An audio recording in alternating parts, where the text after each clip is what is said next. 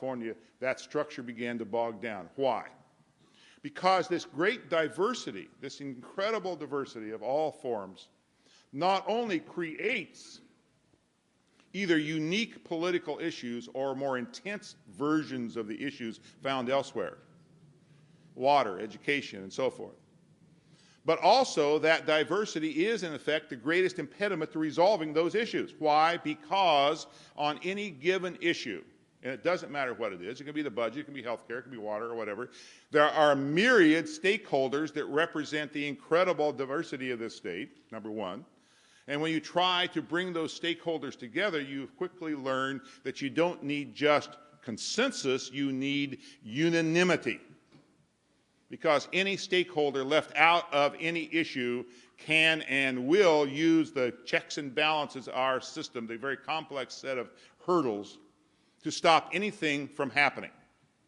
And we've seen that repeatedly. We saw, for example, the last major decision on water, made almost 3 decades ago, was opposed by some of those stakeholders, and they went to the ballot via referendum and killed the whole thing, and there has not been any basic decision on water since.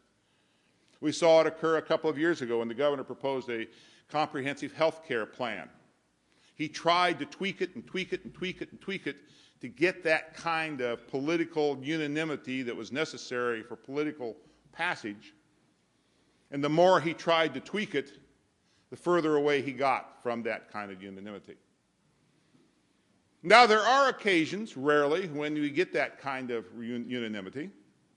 The last time I saw it was in 1996, when both houses of the legislature voted unanimously for a major policy decision called energy deregulation. It had been tweaked and tweaked and tweaked and tweaked to the point that all the major stakeholders said yes. And the legislature never stopped to say, what's the worst case scenario? What's the downside risk? Will this thing really work? No, they didn't care because all the groups had signed off on it, and therefore it must be a good thing. So really what happens in this system, given the dynamics of California and given the structure of the system, is that on any major issue only 2 possible outcomes are available.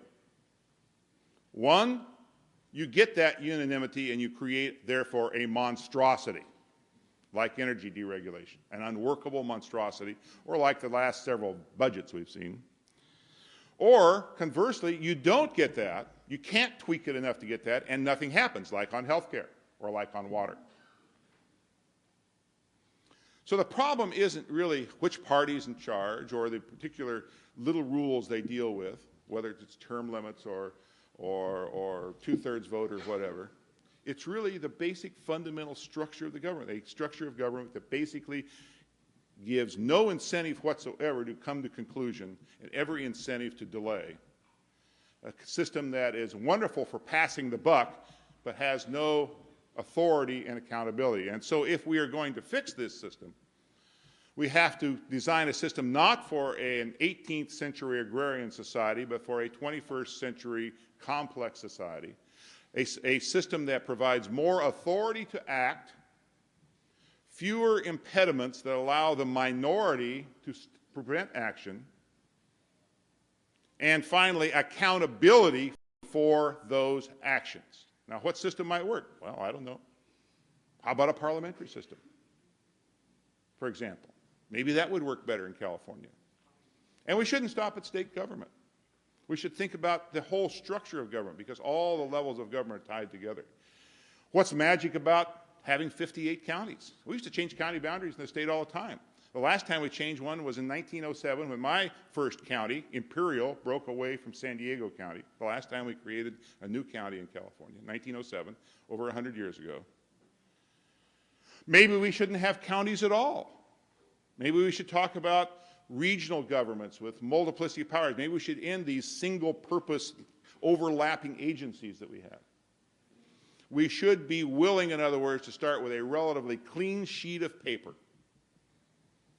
and try to design a structure of government that allows decisions to be made, holds those making the decisions accountable for the outcome, and allows the consensus and the majority rather than single-purpose minority groups to prevail. It can be done. There's nothing unique, so unique about California that we could not govern ourselves with the proper structure.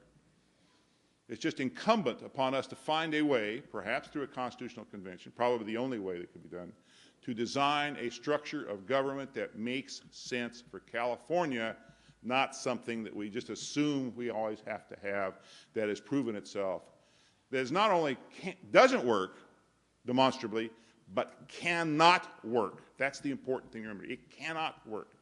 We cannot continue down it. If we do continue down this path, let me tell you what I think will happen.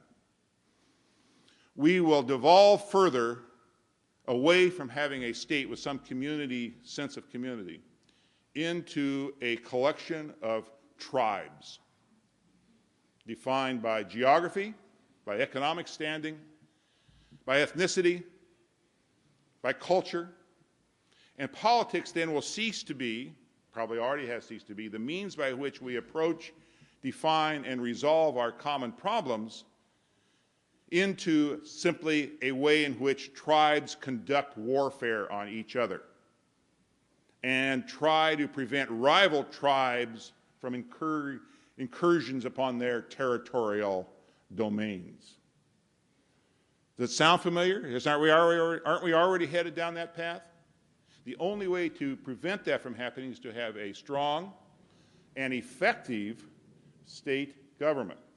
If we're going to be a state, we need a strong and effective state government. Thank you very much.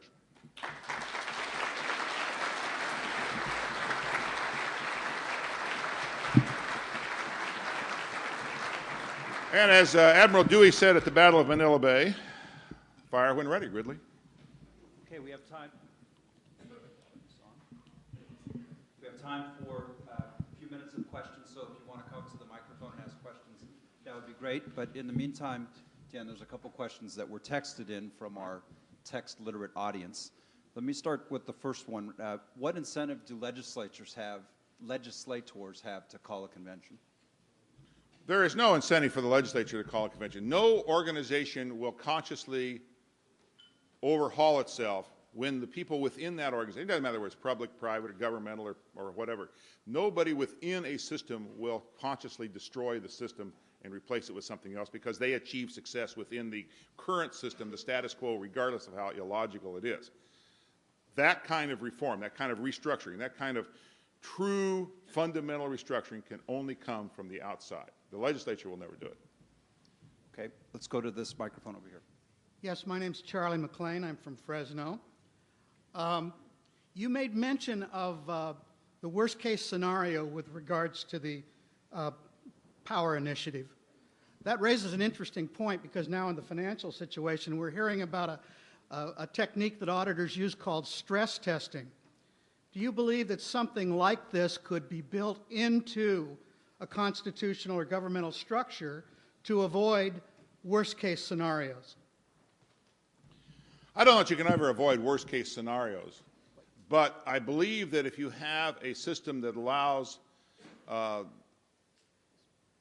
those involved in any particular issue to come to some sort of consensus, you will avoid the worst-case scenarios. It's only when you twist and tweak the issue so much to satisfy everyone that you're likely to come up with unworkable monstrosities.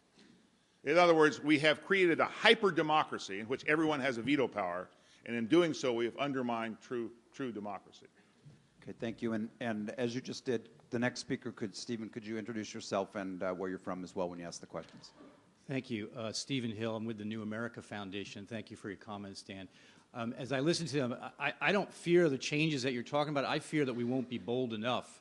And a lot of people like to invoke the founders and say what we have here is sacred because it was created by them. But actually, if you read the annals of the Constitutional Convention, you see that they were quite confused in what they were drafting. And they had numerous proposals throughout that hot summer of 1787 and rejected some, drafted more. And finally, when they came up with, for example, how we elect the president, it was just it was a method they came up with at the last minute because they had to finish up business.